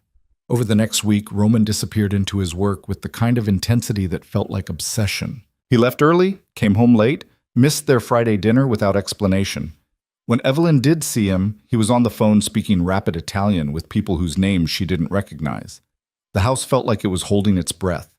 Guards patrolled the grounds at all hours. Security cameras multiplied. Even Maria seemed tense, jumping at unexpected sounds. Week 21, Evelyn woke at 3 a.m. to voices downstairs, low and urgent. She got up despite knowing she probably shouldn't, pulled on a robe, and crept to the top of the stairs. Roman stood in the foyer with 3 men she'd never seen before. They were dressed in dark clothes, carrying bags that clinked when they moved. One of them was bleeding from his arm, blood dripping onto the marble floor. Get him cleaned up, Roman was saying, and find out who talked. Someone gave them our location. Could have been a dozen people, one of the men said. Then narrow it down. I want names by morning. They dispersed, and Roman stood alone in the foyer looking exhausted and dangerous. That's when he saw Evelyn on the stairs. Go back to bed, he said. What happened? Nothing you need to worry about. Roman, please, don't do this. He climbed the stairs slowly, and when he reached her, Evelyn could see the strain in his face. Whatever had happened tonight, it had cost him something. Marchetti made a move, Roman said quietly. Hit one of my operations downtown. We pushed back, that's all. Is it over? No, it's just starting. The admission hung between them. Evelyn felt Juliet kick, hard, like she could sense the tension. What do we do? Evelyn asked. We keep you safe. That's priority 1. Roman touched her stomach briefly. Both of you. And you? I'll be fine. This isn't my first war. But the way he said it, resigned, almost sad, made Evelyn wonder how many wars one person could survive before they stopped being fine at all. The next morning, Roman had a plan. He explained it over breakfast with the kind of clinical detachment he used when discussing business deals. There's a safe house upstate, secure location, full staff, better protection than here. I want you there until this is resolved. Evelyn's fork stilled. You want me to leave? I want you safe. This is my home. This is a target right now. The safe house isn't. And what about you? I'll be here, dealing with Marchetti. Evelyn set down her fork, anger rising in her chest. So you ship me off somewhere while you do what? Start a war? Get yourself killed? I'm not going to get killed. You can't promise that. I can promise that sending you away is the smartest move right now. Roman leaned forward. Marchetti knows you're here, knows you're pregnant. As long as you're in this house, you're leverage he can use against me. So I'm still just a chess piece. You're my wife, the mother of my child. That makes you the most important thing I have to protect. The word should have felt good, should have felt like progress. But all Evelyn heard was that she was important because of what she represented, not who she was. I'm not going, she said. Evelyn, I said no. You don't get to make this decision for me. Roman's expression hardened. Actually, I do. This is about safety, not feelings. Everything with you is about control. You don't want me safe. You want me manageable. That's not fair, isn't it? You shut me out of your business, make decisions without consulting me, and now you want to pack me off somewhere so I don't complicate your war. Evelyn stood, her chair scraping back. I'm not leaving. If there's danger, we face it together. That's what partners do. We're not partners, not in this. The words landed like a slap. Evelyn felt something inside her crack, that fragile hope she'd been building that maybe they could be something more than a transaction. Fine, she said. Then I guess we're back to being a contract. She left before he could respond, went upstairs to the nursery and stood in the middle of the room they'd built together, crying angry tears while Juliet kicked inside her. Maria found her there an hour later. He's trying to protect you, Maria said. He's trying to control me. There's a difference. With Roman, they're usually the same thing. Maria sat in the rocking chair, gestured for Evelyn to join her. His father used to say that love was weakness, that caring about someone gave your enemies ammunition. Roman spent his whole life trying to prove that wrong by not letting anyone close enough to matter. Then why marry me? Why have a baby? Because he needed the alliance, and because some part of him wants what his father said was impossible, a family that isn't built on fear. Maria's smile was sad. But wanting something and knowing how to have it are different things. So what do I do? You decide what you can live with, because Roman won't change unless he has to. Men like him don't. Evelyn spent the rest of the day in the nursery, organizing things that didn't need organizing, trying to figure out what she could live with. By the time Roman got home that evening, she had an answer. She found him in his study, staring at documents she couldn't read. I'll go to the safe house, she said, but on one condition. Roman looked up. Which is? You tell me everything. What's happening with Marchetti? What your plan is? What the risks are? No more shutting me out. I'm part of this whether you like it or not. He was quiet for a long moment. Then he nodded slowly. Okay, sit down. For the next hour, Roman explained his world in a way he never had before. The territories he controlled, the businesses both legitimate and less so, the complex web of alliances and rivalries that governed everything. Marchetti wanted the Eastern Territory because it included 3 ports critical for shipping. Roman controlled those ports, and giving them up would cost him millions and make him look weak. So what's your plan? Evelyn asked. Cut off his funding. I've been systematically dismantling his operations for the past week. His drug routes, his gambling dens, his legitimate businesses that launder money. By the time I'm done, he won't be able to afford a war. And if that doesn't work, then I go more direct. But I'd rather avoid that if possible. Direct means bodies, and bodies mean attention we don't need. The casual way he discussed it, violence as a business strategy, should have horrified Evelyn. And part of it did. But another part understood that this was Roman's reality. This was how he survived. When do I leave? She asked. Tomorrow morning. Maria's going with you. So is my best security team. And you? I'll visit when I can, but I need to stay here. Need to be visible so Marchetti knows I'm not hiding. Evelyn nodded. How long? Few weeks, maybe a month. Depends how fast he breaks. She left the next morning before sunrise. The safe house was 3 hours north, deep in the mountains where cell service was spotty, and the nearest town was 20 miles away. It was beautiful in a remote, isolated way. Modern cabin on 100 acres of woods, solar panels on the roof, a generator for backup power. The security team, 4 men who introduced themselves as Tony, Marcus, James, and Derek, did a sweep of the property while Maria helped Evelyn settle in. The house was nice, comfortable, but it felt like a prison all the same. Roman called that night. "You settled in okay?" he asked. "Yeah, it's nice here, quiet." "Good, that's good." Background noise on his end, voices, movement. "I can't talk long, just wanted to make sure you got there safely." "I'm fine." "How are things there?" "Progressing. Marchetti's hurting. Few more days and he'll come to the table." "And if he doesn't?" "Then we move to Plan B." He didn't say what Plan B was, and Evelyn didn't ask. They talked for a few more minutes about nothing important, and when they hung up, Evelyn felt more alone than she had in months. The days at the safe house blurred together. Evelyn read, walked the property with guards trailing her, video called with Patricia about nursery updates. Maria cooked and fussed and tried to keep her spirits up, but the isolation wore on her. Week 23, Juliet started moving constantly. Big rolls and kicks that Evelyn could see from the outside now. She sent Roman videos, her stomach moving like something from a sci-fi movie. Juliet's foot or hand pressing against her skin. He called immediately. "Is that normal?" he asked. "Dr. Reeves says it's fine. She's just active." "She's strong." "Like her father. Like her mother." Roman's voice softened. "I miss you." The admission caught Evelyn off guard. "You do?" "Yeah, house is too quiet without you." A pause. "I know I'm not good at this, the emotional part, but I'm trying." I know you are." "Few more days. Marchetti's almost done. Then you can come home." But few more days turned into a week, and then the call came that changed everything. Evelyn was in the kitchen with Maria when Tony appeared, phone pressed to his ear, expression grim. "Understood. We'll initiate lockdown protocols now." He hung up, looked at Evelyn. "Ma'am, I need you to come with me. Now." "What's happening?"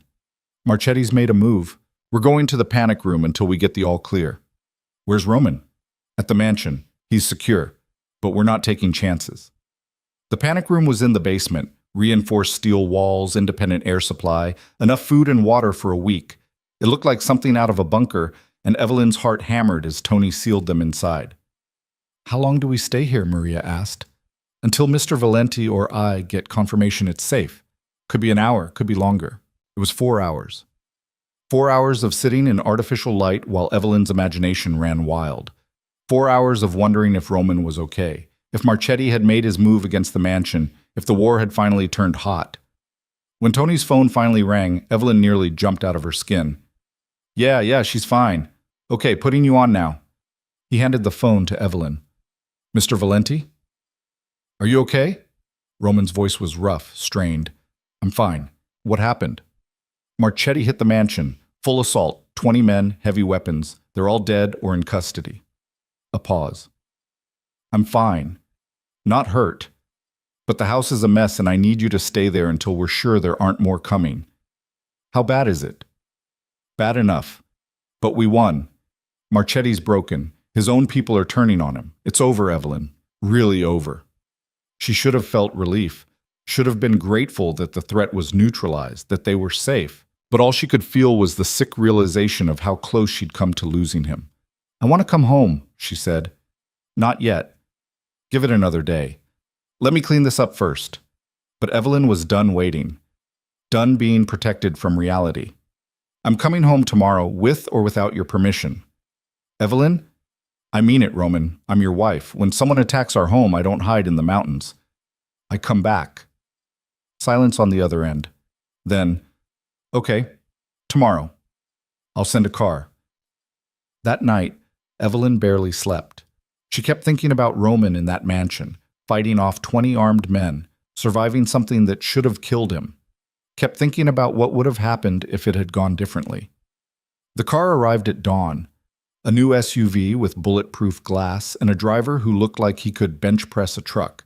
Tony and Marcus came with her, Maria too.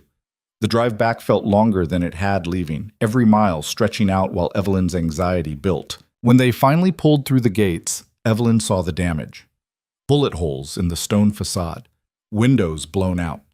Part of the east wing looked like it had caught fire. Security teams were everywhere, cleaning up debris and patching holes while contractors assessed the structural damage. Roman was standing in the foyer when she walked in.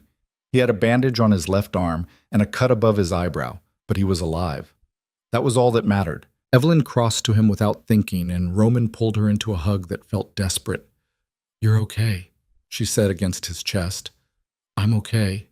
We're okay." His hand went to her stomach. "All of us." "What happened?" He pulled back, gestured to the destruction around them. They came in hard, breached the east entrance, hit the security office first to disable cameras. Would have worked, except I had backup systems they didn't know about. His jaw tightened. "They made it to the second floor before we stopped them." "That's close to the nursery, yeah." Roman's expression went dark. "They knew exactly where to hit. Someone gave them detailed layouts." "Who?" "We're finding out. But it doesn't matter now. Marchetti's done. His organization is collapsing. His allies are abandoning him, and I've made it very clear what happens to people who threaten my family." Evelyn looked around at the damage, at the evidence of violence she'd been spared from seeing. "How many died?" 15 of his men. 2 of mine." Roman said it flatly, but she could hear the weight underneath. "Could have been worse. Could have been you. But it wasn't." He cupped her face. "I told you I'd keep you safe. I meant it."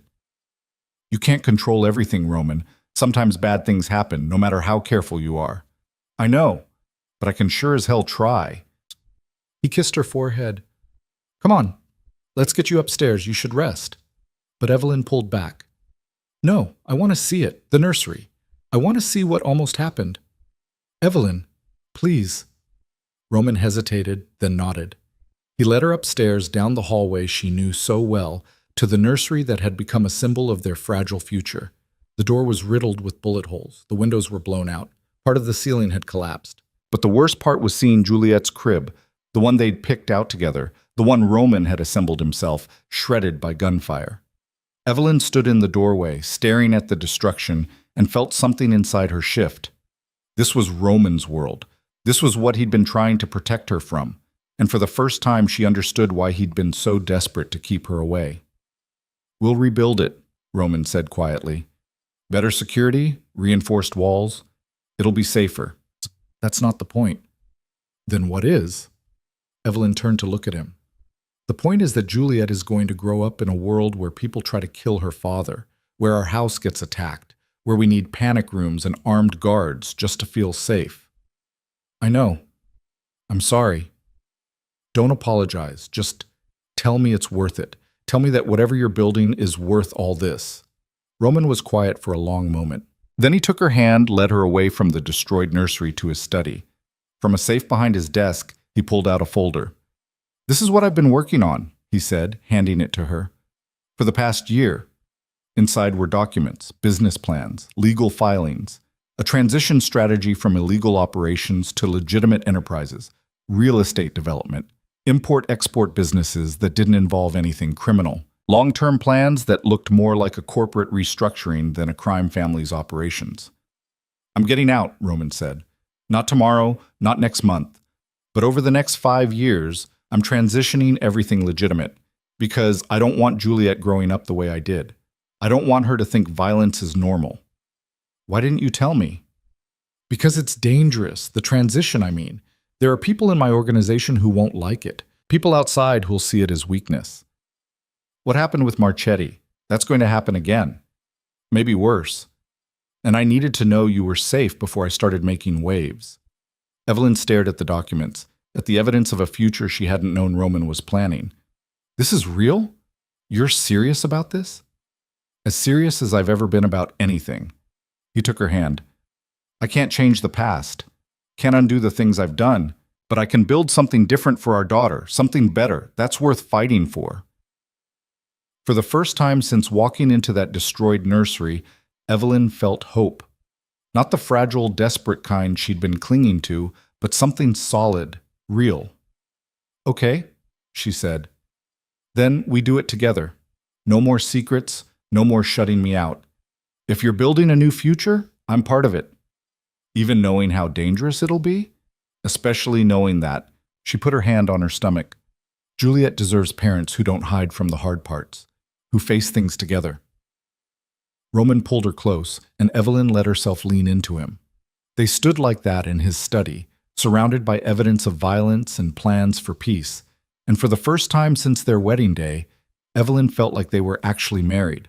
Not the contract kind, the real kind, the kind worth fighting for. Rebuilding took longer than anyone expected. Not just the house, but everything the attack had damaged.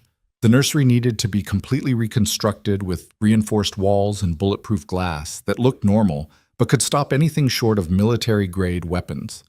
The security system got overhauled from top to bottom.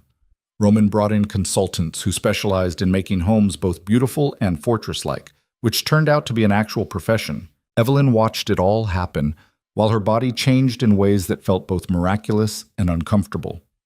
Week 25 brought swollen ankles and back pain that never quite went away. Week 27 brought heartburn so bad she couldn't lie flat. Week 30 brought the realization that Juliet was running out of room and apparently decided to express her displeasure by kicking Evelyn's ribs at 3 in the morning. "She's got your temper," Roman said one night, hand on Evelyn's stomach, feeling their daughter wage war against her internal organs. "She's got your stubbornness. Normal babies sleep at night." "Who says she's not sleeping? Maybe this is just how she sleeps." "Active." Evelyn groaned as Juliet landed a particularly solid kick. "Your daughter is going to be a kickboxer."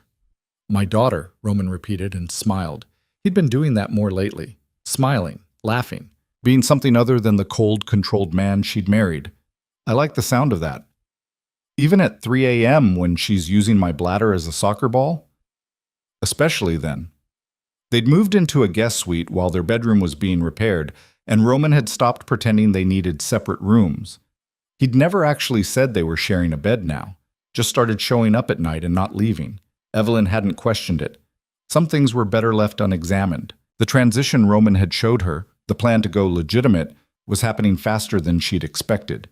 He'd started selling off the criminal enterprises piece by piece, reinvesting the money into legal businesses, import-export companies, real estate development, a chain of restaurants that actually served food instead of laundering money. It was complicated and dangerous and exactly the kind of thing that could get him killed if he wasn't careful. But Roman was being careful. More than that, he was being smart. Instead of just walking away and creating a power vacuum, he was making deals, giving territory to allies in exchange for support during the transition, buying out rivals who might have caused problems, turning enemies into partners with the kind of business acumen that reminded Evelyn he hadn't built an empire by being stupid. "How much longer?" she asked one night at dinner. They'd started eating together every night now, not just Fridays. "Until what?" "Until you're completely out. Until we're just a normal family running normal businesses." Roman considered this. 2 years if everything goes smoothly. 5 if it doesn't. There are some operations I can't just shut down without causing wars. Those take time to transition. But it's really happening. It's really happening. He reached across the table, took her hand. "For Juliet. And for you. For you too. You deserve a life that isn't constantly under threat." "I don't know if I deserve anything, but I'm taking it anyway." It was maybe the most honest thing he'd ever said to her. Roman didn't believe he deserved peace or happiness or a normal life, but he was fighting for it regardless. Not because he thought he'd earned it, but because he refused to let his daughter grow up in the same violence that had shaped him. That took courage, the kind Evelyn was learning to recognize and respect. Week 32, Doctor. Reeves started doing twice-weekly checkups. Juliet was measuring big, in the 70th percentile for weight, and Evelyn's blood pressure was creeping up in ways that made the doctor frown. "Not dangerous yet," he said, "but we're watching it. If it gets worse, we might need to consider early delivery." "How early?" Roman asked. He'd been at every appointment since the attack, standing beside Evelyn and asking detailed questions like he was preparing for a board meeting, 37 weeks minimum, earlier if there are complications. "But let's not borrow trouble. Mrs. Valenti is young and healthy. We just need to monitor closely." Monitoring meant more appointments, more tests, more time spent being examined like a science project. Evelyn was so tired of doctors and schedules and being told what she could and couldn't do. Her whole pregnancy had been controlled and managed, and she was starting to resent it. "I want to go for a walk," she told Roman after one particularly frustrating appointment. "A real walk, not around the property with guards hovering. I want to go into town, look at shops, feel normal for 5 minutes." "Your blood pressure is fine. Dr. Reeves said I can have normal activity. Walking is normal activity." Roman looked like he wanted to argue, but something in Evelyn's expression must have convinced him this wasn't a fight he'd win. "Okay, but I'm coming with you, and so is security." "I can live with that." They went the next day, just to the small town 15 minutes away, but to Evelyn it felt like an adventure. They walked down Main Street looking at antique shops and cafes, Roman's hand on her lower back and two guards trailing at a discreet distance. People stared, probably recognizing Roman, definitely noticing the very pregnant woman waddling beside him, but no one approached. "You doing okay?" Roman asked when Evelyn stopped to catch her breath outside a bookstore. "Yeah, just heavy." She put a hand on her stomach, Juliet sitting on everything important. "You want to sit down? There's a cafe across the street." They got coffee, decaf for Evelyn, which she hated but accepted, and sat by the window watching small-town life happen. An old couple walking a dog, a teenager on a skateboard, a mother with a stroller trying to wrangle a toddler who wanted to look at everything. "That'll be us in a year," Evelyn said, nodding toward the frazzled mother. "Except with better security." Roman. "What?" "I'm just saying, our toddler will have armed guards. It's different." Evelyn laughed despite herself. "You're impossible. You married me anyway. Didn't have much choice at the time."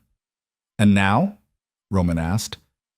"If you could go back, knowing everything that happened, would you still do it?" It was a dangerous question, the kind that required real honesty instead of politeness. Evelyn looked at him. This man who'd bought her like property, treated her like an asset, and then slowly, painfully, learned how to see her as a person. "I don't know," she admitted. "The beginning was awful. You were awful. I spent months feeling like I'd sold my soul." "Fair. But somewhere along the way, it stopped feeling like a prison sentence and started feeling like something else. Something that might actually become real." She put her hand over his on the table. "So yeah, I think I would. Even knowing how hard it was going to be." Roman was quiet for a moment. Then, "I wouldn't." That hurt more than Evelyn expected. "What?" "If I could go back, I wouldn't make you marry me. Wouldn't put you through any of this. You deserved better than being traded like currency to secure an alliance." He turned his hand over, laced his fingers through hers. "But I can't go back, so instead I'm trying to build something that makes the beginning worth it. Something that gives Juliet the childhood we didn't have." "We're really doing this, aren't we?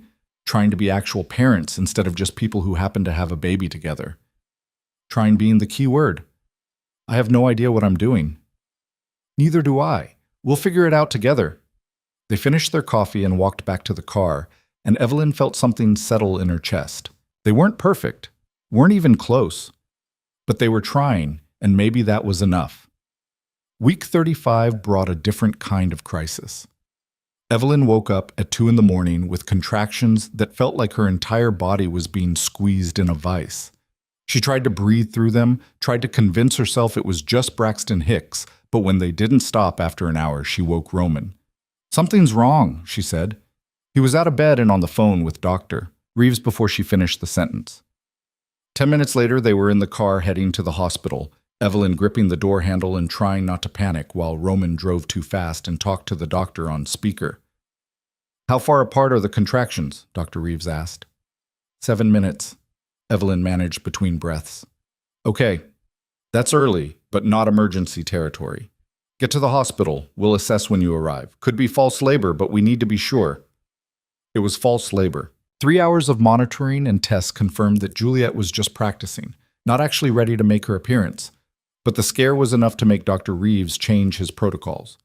"I want you on modified bed rest," he said. "Nothing strenuous. If you're not sitting or lying down, you should be. We need to get you to at least 37 weeks. "How modified?" Evelyn asked, already dreading the answer. Very. Think of yourself as a couch ornament for the next 2 weeks. Roman hired a nurse to stay at the house full time. Her name was Sharon. She was probably 60, and she took her job so seriously that Evelyn started calling her the warden behind her back. Sharon monitored everything: what Evelyn ate, how long she stood, whether she was drinking enough water. It was suffocating and necessary, and Evelyn hated every minute of it. "I'm going to lose my mind," she told Maria one afternoon while Sharon was checking her blood pressure for the 3rd time that day. "2 more weeks, dear. You can survive 2 weeks." "I'm not sure I can. I feel like a prisoner again." "The difference is this time it's for your daughter, not because someone's controlling you." Maria squeezed her hand. "That matters." It did matter. Evelyn knew that logically. But being stuck on the couch while Roman was out handling business and the nursery was finally finished, and there were 1,000 things she wanted to do, felt like torture. Roman tried to help. He worked from home when he could, set up his laptop in their bedroom so Evelyn wouldn't be alone, brought her books and magazines and every streaming service known to humanity, sat with her for hours talking about nothing important just to pass the time. "Tell me about your childhood," Evelyn said one afternoon when she was so bored she could scream. "Before everything went bad." Roman looked uncomfortable with the question. He never talked about his past, not really, but after a moment he started speaking. "My mother used to take me to the park every Sunday. There was this playground with these swings that went really high, and she'd push me for hours if I asked, said she loved hearing me laugh." His expression softened with memory. "She was gentle, kind, everything my father wasn't. I think that's why he married her, wanted something soft he could control." "But she wasn't controllable." "No, she had her own mind, her own opinions. Used to argue with him about the business, about how he was raising me. They fought a lot." Roman's jaw tightened. "After she died, he blamed me. Said if I'd been a better son, she wouldn't have tried for another baby, wouldn't have died."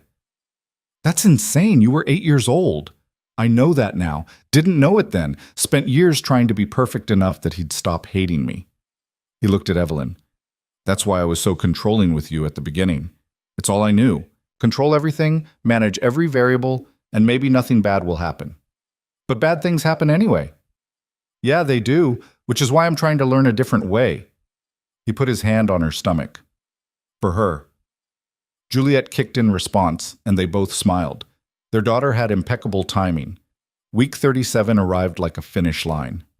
Dr. Reeves did a full exam, declared Juliet healthy and ready whenever she decided to make her entrance, and cleared Evelyn for normal activity. "She could come tonight or 3 weeks from now," he said. "Babies operate on their own schedule, but whenever she arrives, you're good to go." The relief Evelyn felt at being released from bed rest was almost physical. She spent the next 2 days doing everything Sharon had forbidden, walking around the house, organizing the nursery for the 100th time, cooking with Maria, feeling human again. Roman watched her with amusement and poorly concealed anxiety. "What?" Evelyn asked when she caught him staring for the 3rd time that day. "Nothing. Just wondering when my phone's going to ring telling me you're in labor. Could be weeks still. Could be tonight." It was neither. Juliet waited another week and a half until Evelyn was 38.5 weeks pregnant and so uncomfortable she could barely sleep. When labor actually started, it was 3 in the morning and nothing like the dramatic water-breaking scenes from movies. Just cramping that gradually got worse until Evelyn realized these weren't practice contractions anymore. These were the real thing. "Roman," she said, shaking him awake, "it's time." He was up instantly, alert in a way that would have been impressive if Evelyn wasn't currently writing out a contraction that felt like her entire midsection was trying to turn inside out. The drive to the hospital was a blur. Roman calling Dr. Reeves, calling security to notify them, calling Maria to tell her they were going. Evelyn focused on breathing and not panicking, and trying to remember everything she'd read about labor in the dozen books Roman had bought her. Labor was long, 14 hours of contractions that got progressively worse, of doctors and nurses checking her dilation, of Roman holding her hand and looking more terrified than she'd ever seen him. At one point around hour 10, when Evelyn was exhausted and in pain and seriously reconsidering every choice that had led to this moment, she looked at him and said, "I can't do this." "Yes, you can." "No, I really can't. This is impossible."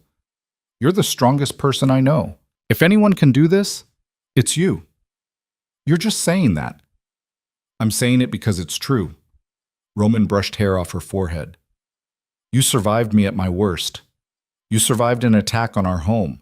You can survive this. It wasn't exactly poetry, but it helped.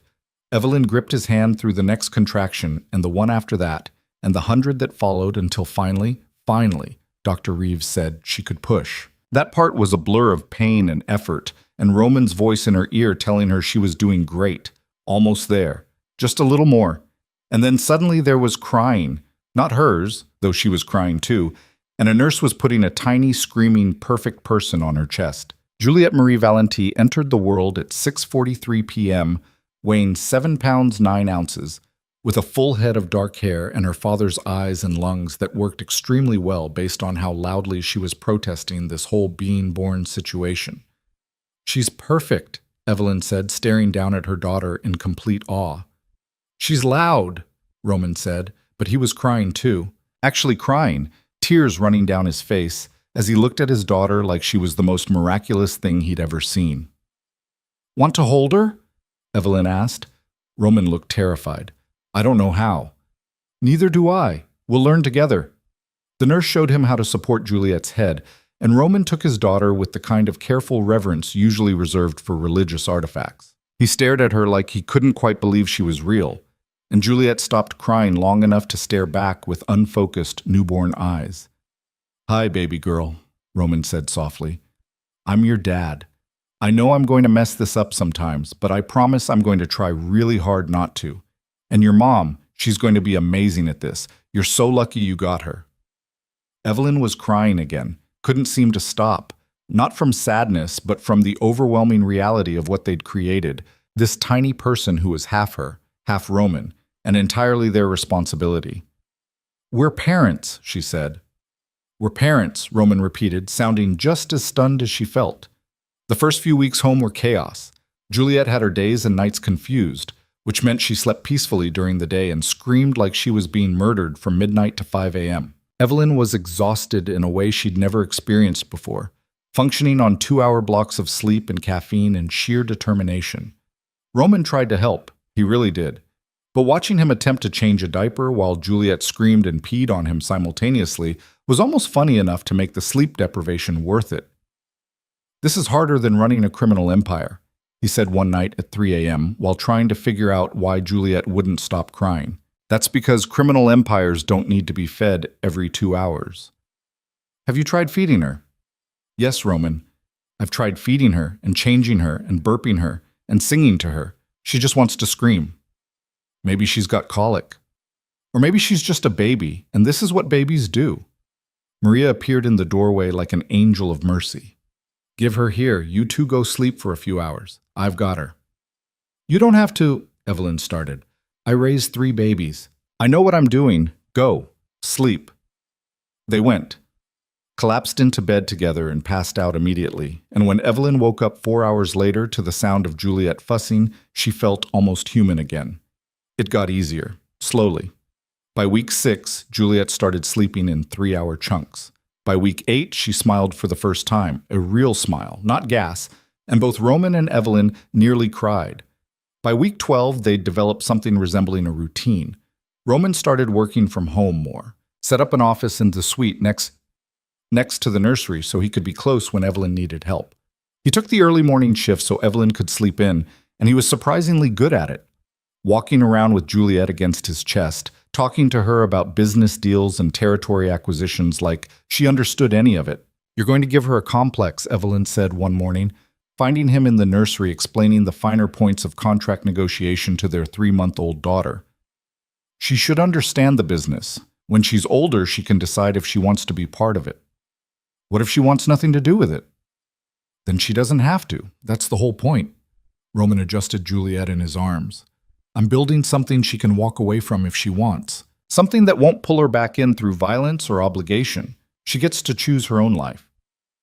It was maybe the clearest articulation of what he'd been working toward. Not just going legitimate, but creating a future where Juliette had options, where she could be anything she wanted without the family business being an anchor around her neck. You're a good father, Evelyn said. I'm a work in progress. Aren't we all? The transition Roman had started was mostly complete by Juliet's first birthday. He'd sold off the last of the illegal operations, reinvested everything into legitimate businesses, and managed to do it without starting any new wars. A few old rivals had tested him, but Roman had handled it with a combination of business acumen and carefully applied pressure that reminded Evelyn he hadn't survived this long by being soft. But he was different now, softer in the ways that mattered. He came home every night for dinner. He took Sundays off completely. He'd even hired a CEO to run the day-to-day operations so he could focus on being present for Juliet. She won't remember this, Evelyn told him one Sunday afternoon. They were in the park, the same one Roman's mother used to take him to, watching Juliet toddle around on unsteady legs while Maria hovered nearby ready to catch her. I'll remember it, Roman said. That's what matters. Evelyn leaned into him, and Roman wrapped his arm around her shoulders. They stood like that watching their daughter discover the world, and Evelyn felt something she'd spent the past 2 years building toward. Contentment. Real, solid, earned contentment.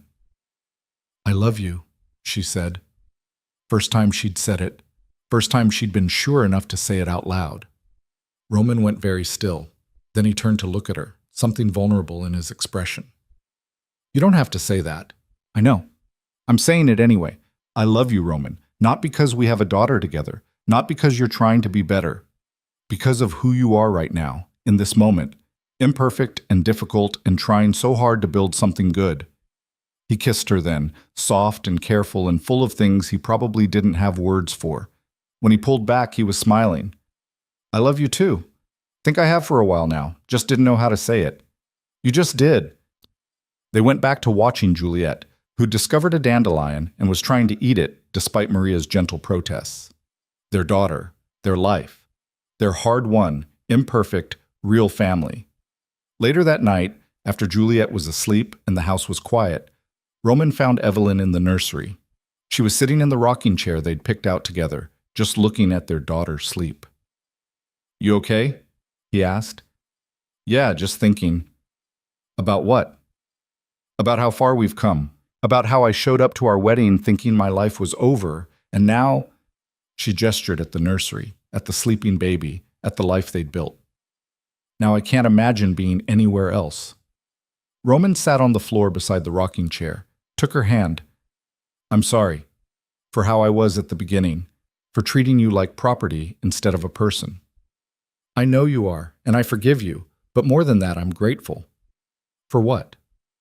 For proving people can change, for showing me that even the worst beginning can turn into something beautiful if both people are willing to work for it. Evelyn squeezed his hand. We could have stayed in that cold, transactional marriage forever, but we didn't. We chose each other, chose to build something real. Best decision I ever made. Second best. First was marrying me. Roman laughed quietly. Fair point. They sat there in the nursery they'd built together, holding hands and watching their daughter sleep, and Evelyn thought about the girl she'd been on her wedding day, 18 and terrified and certain she'd just signed away her entire future for a business deal. That girl would have never believed this was possible, would have never imagined falling in love with the man who'd bought her like property, would have never thought she could find happiness in what started as a gilded cage. But she had. They both had. And in doing so, they'd proven something Evelyn's father and Roman's father and everyone who'd arranged this marriage had never understood.